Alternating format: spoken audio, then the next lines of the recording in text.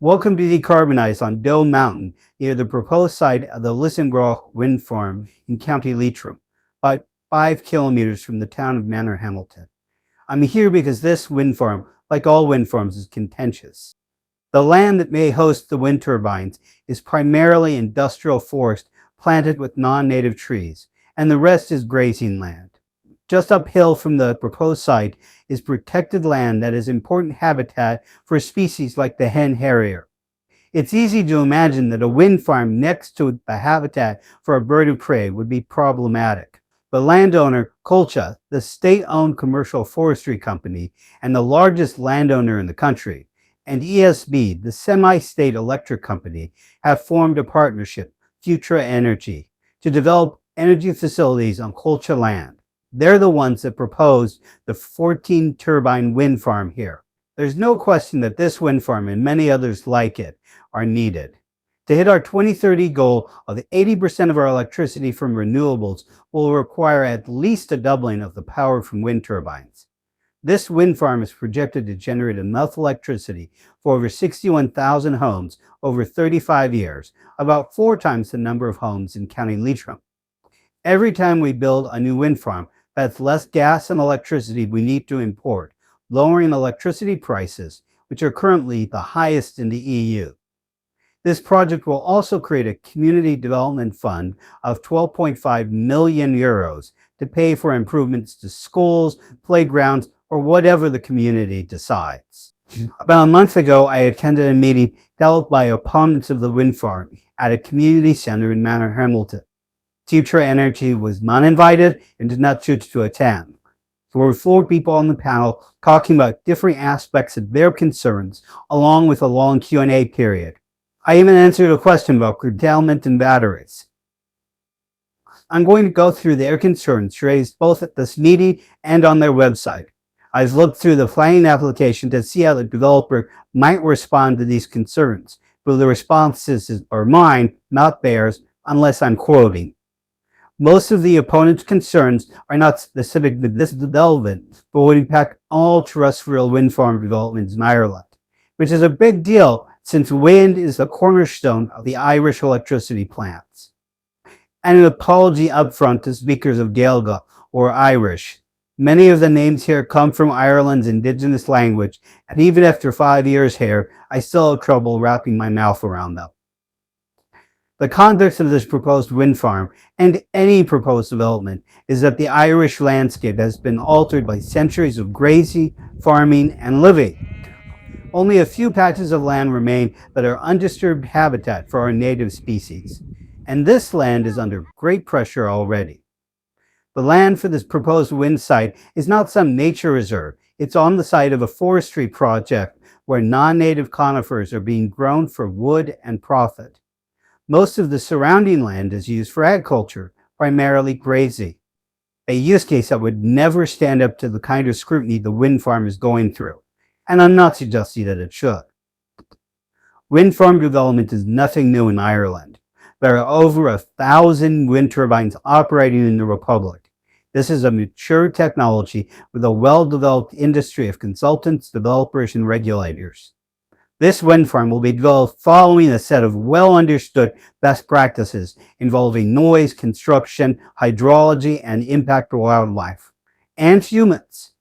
Reading FuturEnergy's submission to An Commission Plenála, it's clear that they understand the best practices and intend to follow them. So the question at hand must be, are the best practices of the Irish wind industry sufficient to protect wildlife, human health, and property? Below, I'll refer to anyone paid for by the developers, including the consultants that wrote the environmental impact assessment report, as the developers. So let's look at some of the concerns from the opponents in detail and see what the developers had to say in their submission. One concern raised is that the location has a high potential for landslides, and that an earlier proposal was refused permission in 2010 due to this risk. This isn't completely true. There was a proposal to build a wind farm on the top of Doe Mountain, inside a National Heritage Area, or NHA, which was rejected for that reason. So the fate of the earlier proposal doesn't tell us much about the current one. The current proposal does talk about the risk of landslides for several turbines located near the NHA. Quote, in summary, the risk of peat instability impacting the upland habitats as a result of the proposed wind farm site is considered a moderate, long-term, irreversible, and likely significant effect. The proposal calls out specific actions to reduce the risk of landslides by following best practices. The developers conclude, quote, following the application of these mitigation measures, the findings indicate a low to negligible hazard ranking for instability related to the requirement for excavations across the wind farm site. One of the concerns brought up during the public hearing was that the drains created as part of these mitigations become clogged over time. It's clear that the developers understand that, since one of the mitigations is ongoing monitoring and maintenance of drains, culverts, and other permanent works. Both the community and the state must hold the developer to task that this work is actually carried out over the lifetime of the project. Another concern was that the development would pose a high risk of pollution, impacting surrounding areas through rivers and streams. The proposal lists all natural heritage areas and special areas of conservation, or SACs, that are connected in any way, including underground water, to the wind farm, the route of the grid connection, and the route used to bring the turbine from Coillte banks. Wherever contamination of an area of concern exists, risk mitigations like prohibiting the use of toxic chemicals or control of water are called out to protect the areas. So this is a legitimate concern that developers recognize and are following best practices to minimize. Opponents raised concerns about the endangerment of protected wildlife, including hen harriers, buzzards, pine martens, and golden eagles.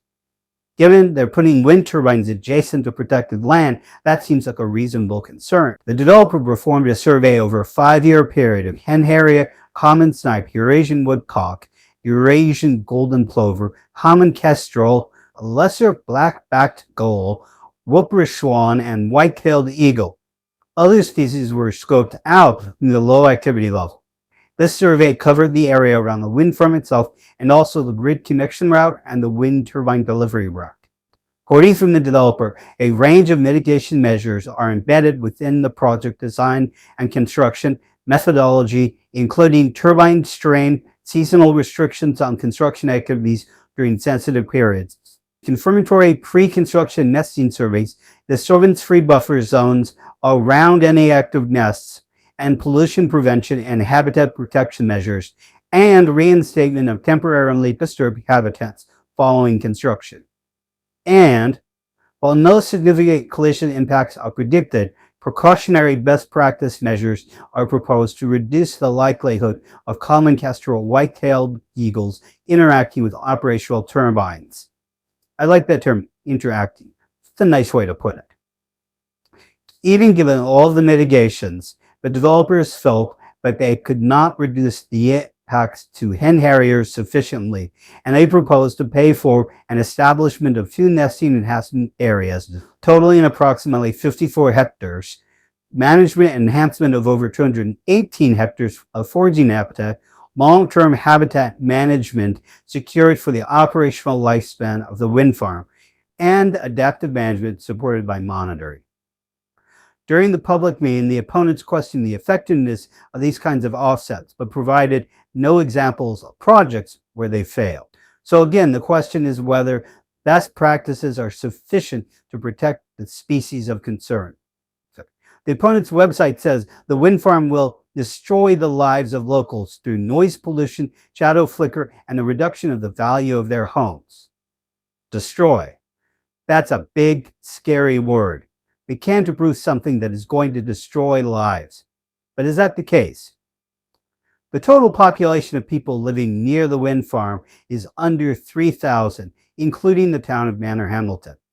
496 buildings, primarily residential, are located within 2 kilometers of the edge of the wind farm and were determined to be sensitive receptors. The closest was 784 meters from the nearest turbine, which exceeds the recommended minimum setback distance of 4 times the turbine height. This exceeds the minimum setback in many other countries, as I discussed in this video.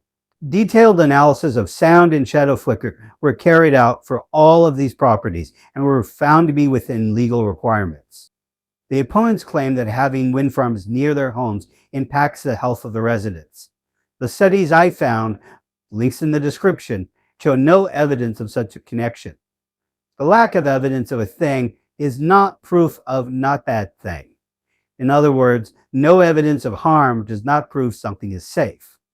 The studies make it clear that there isn't a large impact that would show up, but there could be subtle ones that could get lost in the lack of precision of the studies. Even where we live on the outskirts of Sligo town, the loudest sound is often the bleating of sheep.